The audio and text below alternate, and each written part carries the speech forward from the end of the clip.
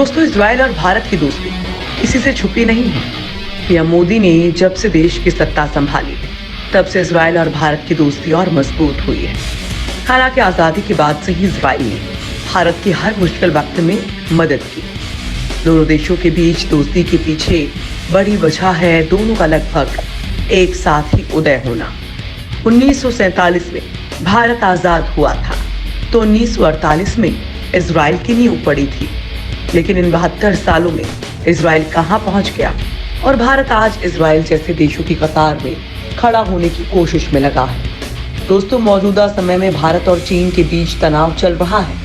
ऐसे समय में भारत को ऐसे हथियारों की जरूरत है जो चीन के आधुनिक हथियारों को टक्कर दे सके। और इजराइल ने 62 के युद्ध में भी चीन के खिलाफ हुए युद्ध में भारत को हथियार दिए थे।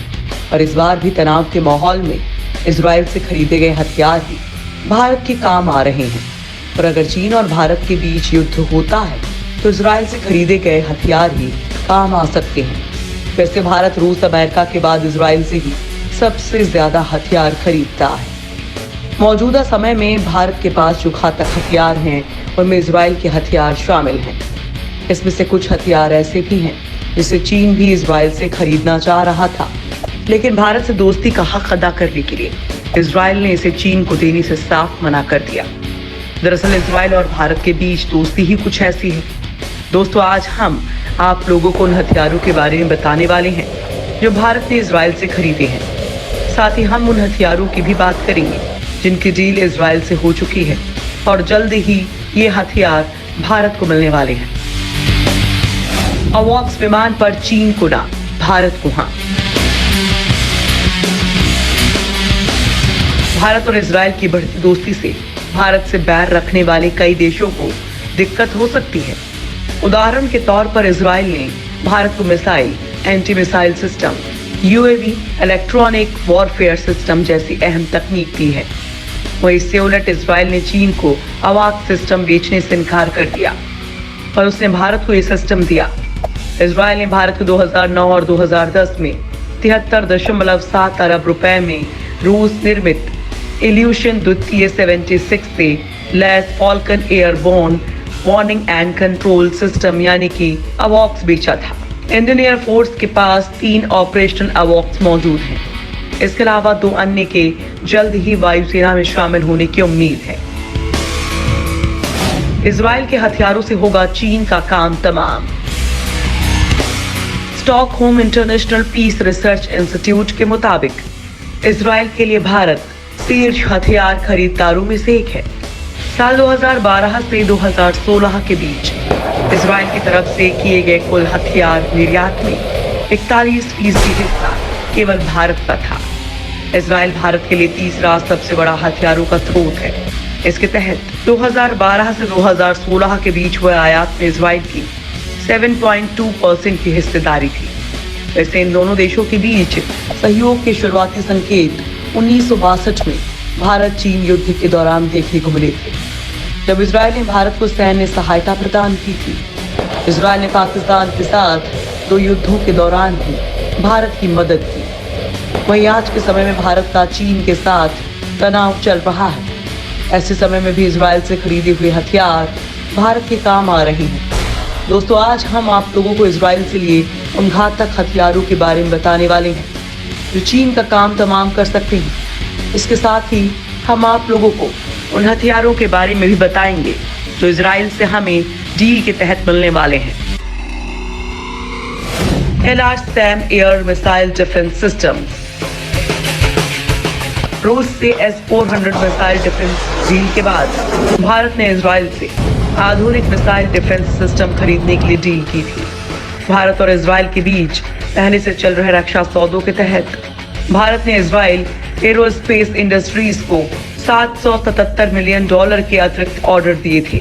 इसके तहत इजराइल एरोस्पेस इंडस्ट्रीज भारतीय नौसेना को LRSAM नाम का एक एयर मिसाइल डिफेंस सिस्टम देगा। इजराइल एरोस्पेस इंडस्ट्रीज भारतीय नौसेना के 7 जंगी जहाजों को LRSAM air missile defence system की आपूर्ति करेगी। LRSAM एक इजरायली मिसाइल डिफेंस सिस्टम है जिसका इस्तेमाल इजराइल और भारत सेनाएं पहले से कर रही हैं। बराक सीरीज की ये मिसाइल बेहद मारक और अचूक मानी जाती है।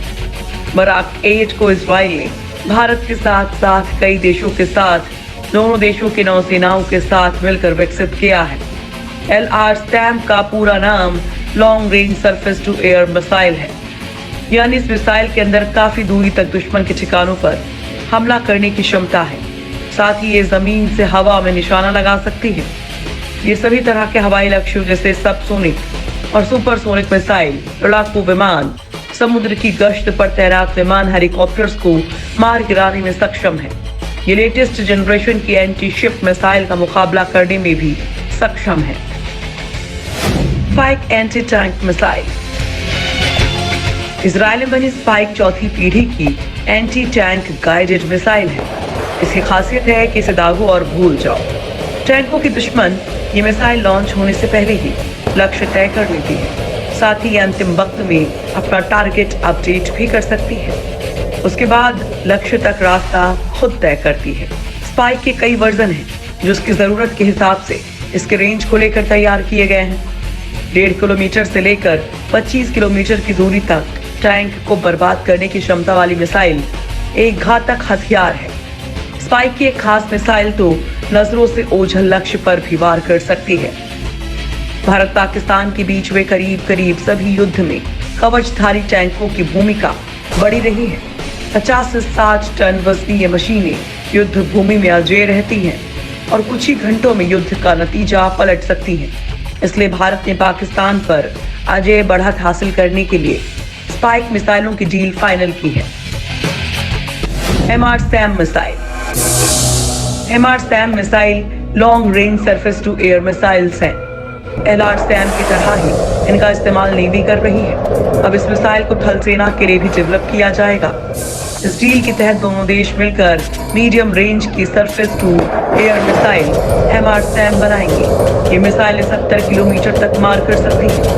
इंडियन आर्मी की 5 रेजिमेंट्स हैं जिसमें 40 यूनिट्स और 200 मिसाइलों की जरूरत होगी। उन्हें इस डील के तहत डेवलप किया जाएगा। ये मिसाइल 70 किलोमीटर के दायरे में आने वाली मिसाइलों, लड़ाकू विमानों, हेलीकॉप्टर, ड्रोन, निगरानी विमानों और अवॉक्स को मार गिराएंगी। ये हवा से एक साथ आने वाले कई दुश्मनों पर 360 डिग्री में घूमकर एक साथ हमला कर सकती है। हवाई रक्षा के लिए MRSAM मिसाइल हर मौसम में काम कर सकती है। इसके साथ ही इसकी रफ्तार भी गजब है। ये मिसाइल 2469.6 किलोमीटर प्रति घंटे की गति से दुश्मन पर हमला कर सकती है। Derby missile. ये हवा से हवा में मार करने वाली डर्बी मिसाइलें हैं जिनका सौदा भारत जल्द इजराइल के साथ कर सकता है। F5, F-16 और ग्रिपन E और मिराज जैसे लड़ाकू विमानों के जरिए इसे दागा जा सकता है। ये मिसाइलें कम रेंज से तकरीबन मध्यम रेंज तक निशाना बांध सकती हैं। डर्बी मिसाइलें कई वेरिएंट्स में हैं जैसे 1 डर्बी और 1 डर्बी ER यानी कि एक्सटेंडेड रेंज। हवा से हवा में मार करने वाली अपग्रेडेड 1 डर्बी में एक्टिव रडार का एक खास सॉफ्टवेयर लगा है। इसमें एक्टिव रडार के साथ डुअल पल्स रॉकेट मोटर भी है जिससे इसकी रेंज 100 किलोमीटर तक बढ़ सकती है। भारत के तेजस विमान से इसे पिछले साल गोवा में फायर कर चेक किया गया था जिसका परिणाम बेहतर रहा था। Light weight machine gun. इस मशीन गन को पहाड़ों में युद्ध के दौरान इस्तेमाल करने के लिए मुफीद माना जाता है। भारत ने इसके लिए इजराइल से इसी साल मार्च में डील की थी। इस सौदे के तहत भारत को इजराइल की कंपनी 16,479 लाइट मशीन गन देगी। ये मशीन गन दुनिया की सबसे बेहतरीन मशीन गन में शुमार है। ये 1 मिनट में 850 फायर कर सकती है। इसका वजन भी महज 7.5 किलो है जिससे पहाड़ी इलाकों में से आसानी से उठाया जा सकता है। सबसे बड़ी खासियत ये है कि इसमें टेलीस्कोप भी लगा हुआ है। चीन के साथ युद्ध के हालात में ये मशीन गन काफी मुफीद साबित हो सकती है।